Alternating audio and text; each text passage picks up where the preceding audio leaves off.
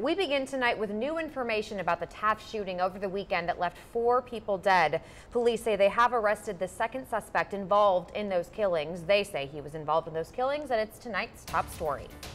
U.S. Marshals found and arrested 37-year-old Ronnie Rodriguez Sr. at a motel in McAllen. Rodriguez is facing a capital murder charge after he allegedly shot 5 men at a 1-year-old's birthday party on Saturday.